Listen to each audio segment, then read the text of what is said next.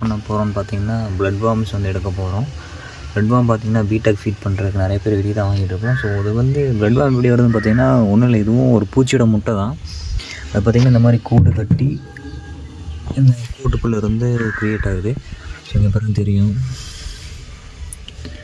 எத்தனை blood warm இருக்குது பார்த்தீங்களா. ஸோ நிறைய பிளட் வார்ம் இருக்குது. ஸோ இதெல்லாத்தையும் நம்ம கலெக்ட் பண்ண போகிறோம். ஸோ கலெக்ட் பண்ணிவிட்டு எத்தனை பிளட் வார்ம் இருக்குதுன்னு பார்க்கலாம். ஓகே, ஸோ கைஸ் நம்ம இதுக்குள்ளே இருந்து எல்லா பிளட் வார்ம்ஸ் எடுத்துகிறோம். இவங்க ஸோ இன்னும் நிறைய இருக்குங்க. ஒரு இதுக்காக தான் நல்லா குவாலிட்டியாக தான் இருக்குது. இது ஒன்றும் இது ஒரு பூச்சியோட முட்டை தான். ஸோ அது உள்ள கூடு கட்டும். அந்த கூடு நம்ம களைச்சி எடுத்துட்டோம்னா பிளட் வார்ம் கிடைக்கும். கிடைக்காம விட்டிங்கன்னா அது பூச்சி ஆகி பறந்து போயிடும். ஸோ அது கூடு கட்டினோடனே நம்ம களைச்சி எடுத்துட்டோம்னா இந்த மாதிரி பிளட் வார்ம் நமக்கு கிடைக்கும். ஸோ பிளட் வார்ம் வீட்டில் தான் கிடைக்கிது. ஸோ நீங்களும் வீட்டில் ரெடி பண்ணுங்கள். மரத்தை தேங்கி மாதிரி பண்ணிவிட்டு இந்த மாதிரி கூடு கட்டிச்சா அந்த கூடை கடைச்சி பாருங்கள்.